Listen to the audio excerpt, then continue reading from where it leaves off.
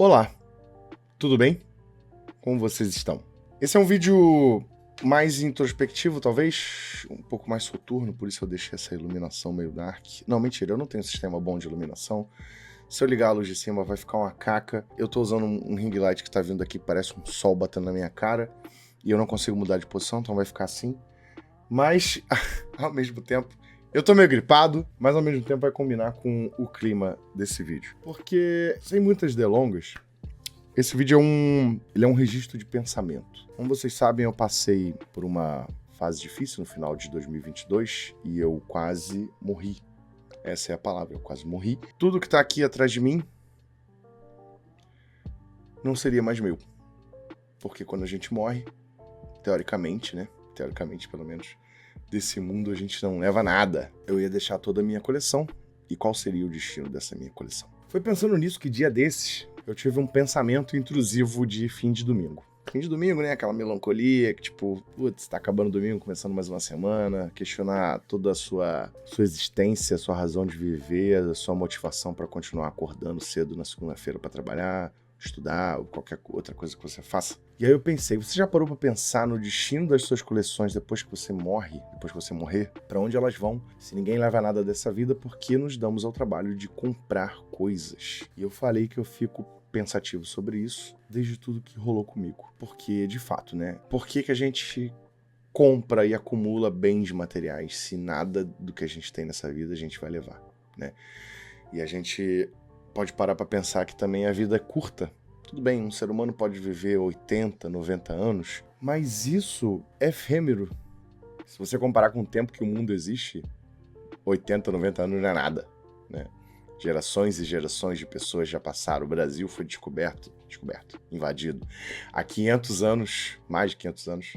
Enfim, acumular coisas é válido.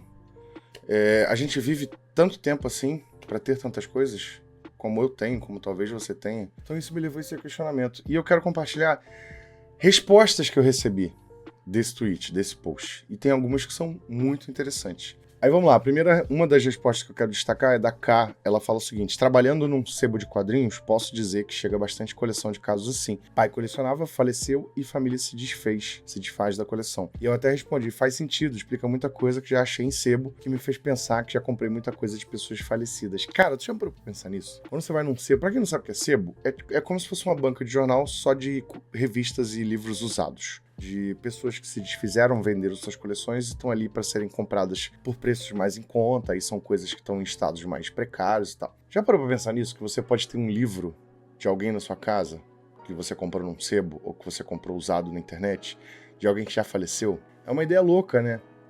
Mas ao mesmo tempo é legal porque é como se fosse uma coisa que vai se passando de mão em mão até chegar em alguém que precisa daquela leitura, ou que vai gostar muito, ou que vai aproveitar mais do que o dono anterior. É muito louco, mas isso provavelmente já aconteceu, porque eu já comprei, principalmente na minha adolescência, no início da minha fase adulta, eu comprava muito em sebo. Hoje em dia eu não tenho mais essas coisas que eu comprei em sebo, eu perdi. Mas eu tenho bastante coisa aqui ainda que é bem antiga, que eu não fui o primeiro dono e que provavelmente os donos já partiram. Eu conheço colecionadores que já morreram, conheci, né, no caso. Enfim, é muito louco pensar nisso. O Igor me respondeu assim: meu irmãozinho e meus sobrinhos vão se dar bem, ou seja, vai deixar pra eles, né? Algumas coisas eu também doei pra gibiteca do Will. O Will, inclusive, é um amigo meu, grande amigo, bota aí na tela. E foi curioso o Igor responder isso, porque antes da minha cirurgia eu sabia que tinha riscos envolvidos, eu sabia o que podia acontecer, e eu conversei com esse meu amigo Will, com a Aline junto, e eu falei pra ele que se acontecesse alguma coisa, ele teria que ajudar a Aline a dar destino a isso tudo. Porque a Aline gosta muito disso, de quadrinhos, ela lê vários quadrinhos meus, mangás principalmente, mas muitos deles a Aline não tem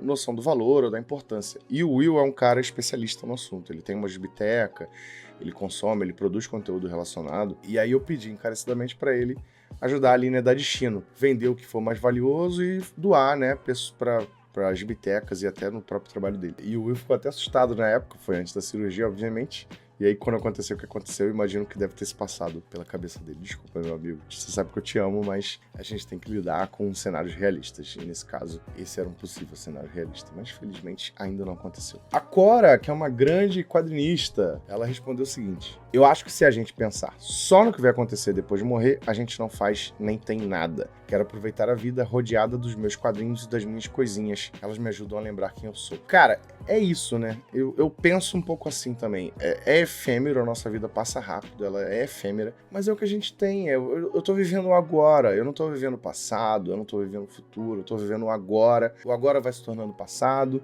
e o futuro vai se aproximando, mas ao mesmo tempo, agora eu tô lendo meus quadrinhos, agora eu tô aproveitando minha coleção.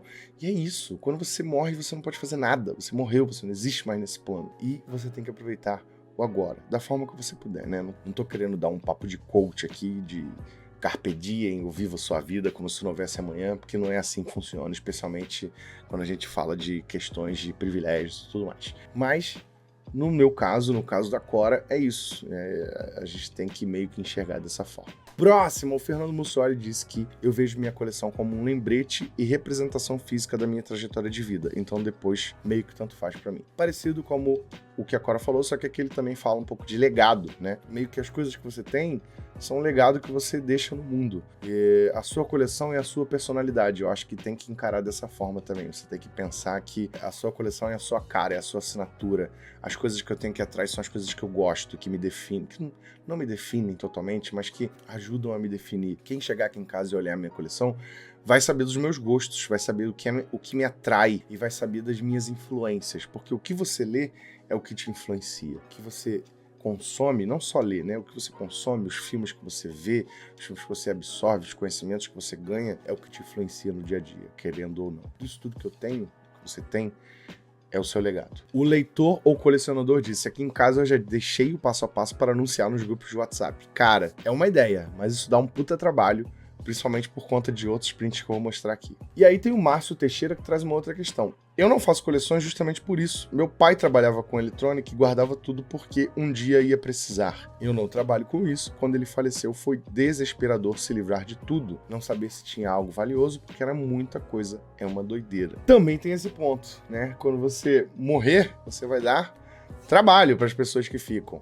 Não só em burocracias, para poder te enterrar, porque você tem que ter o seu corpo enterrado em algum lugar, ou cremado, o que seja, principalmente por questões higiênicas, e isso custa dinheiro, muito dinheiro, mas também trabalho para não livrar, mas tipo, arrumar a casa com as suas coisas, seja para guardar num canto como lembrança, ou para abrir espaço na casa, dar para outra pessoa, vender ou qualquer coisa. Realmente, quanto mais coisa você tem, mais trampo você vai deixar quando você se for. O Nagosen de Angola disse o seguinte: só tenho coleções de coisas que uso à exaustão. A única exceção são os livros nos quais escrevo, sublinho e rasuro, deixando minha marca se alguém um dia comprar no sebo. Cara, é isso que eu falei mais cedo. Provavelmente a gente já comprou muita coisa de gente que já morreu, gente morta. E isso é muito legal, as marcas de uso. Cara, a não ser que seja um negócio muito caro, muito raro. Tipo, o que eu tenho aqui, tem algumas coisas aqui, tipo a minha coleção de Sandman, que é uma edição de luxo. Ou em alguns casos, até mesmo nessa coleção. Não tenha tanto apreço pelas suas coisas físicas, em termos de preservação. Um dia isso vai virar pó, igual você vai virar pó. Tipo, você tá lendo um livro? Você gostou de alguns trechos daquele livro? Rasura, marca sim, cara. Passa a caneta piloto em cima, porque às vezes é uma boa lembrança para você voltar naquele livro e ler aquele trecho de novo se você precisar de alguma, sei lá, algum lembrete daquela mensagem que você viu. E a mesma coisa vale para quadrinhos, sabe? Eu vejo muita gente falando aí porque meus quadrinhos são preservados e guardados em saquinho plástico. É legal guardar em saquinho plástico, algumas edições que você tem mais apreço. As edições ficam amareladas, cheias de poeira, né? Pode danificar, tem traça que pode comer tudo. Mas assim, não tem esse preciosismo tão grande com tudo, sabe?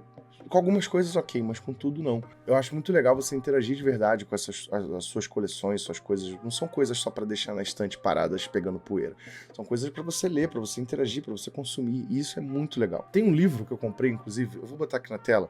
uma foto. É uma coleção de Crônicas de Nárnia, muito antiga em inglês. Cara, dentro desse livro tinha um bilhete do dono antigo. Eu comprei numa feira, num mercado de pulgas, né? Uma feira de antiguidades aqui no Rio. E tinha um bilhete de um dono antigo. Eu não sei nem o contexto daquilo, mas eu acho maravilhoso que esteja dentro, porque é a história que tá ali, né? É a história além da história do livro, é a história da pessoa que tinha aquilo. O Gabriel Barista diz: já deixa escrito pra quem vai ficar, mas é isso. Tudo que temos e nada. Casa, carro, etc. Depois que morre, fica aí.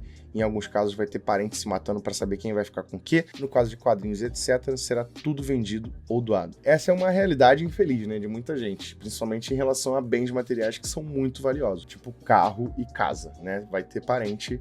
Se você tem uma casa no seu nome, quando você morrer, se você não tiver isso claríssimo num testamento, para quem deixar, vai ter parente se matando para roubar essa casa, né? Roubar entre aspas. Mas tomar essa casa para si em relação a outros parentes, porque famílias normalmente são grandes. Então essa é uma questão para lidar. Deixar por escrito é uma boa. A gente sempre evita esse tipo de pensamento, né? Porque, ai, que macabro, eu vou deixar por escrito as coisas que tem que fazer quando eu morrer. Mas é uma boa ideia. Eu mesmo não fiz isso, porque eu também penso que é um pouco macabro. Mas é uma boa ideia. Não é uma má ideia deixar por escrito. E por fim, a Caroline disse o seguinte: que bom que tem pensado nisso, não só sobre consumo, principalmente para colecionadores. Eu, por exemplo, curto miniaturas, meu marido bonés, mas para questionar aquilo que nos dá prazer. Nesse momento estou no foda-se. E o que vai acontecer quando partir? Vou montar mais um cenário.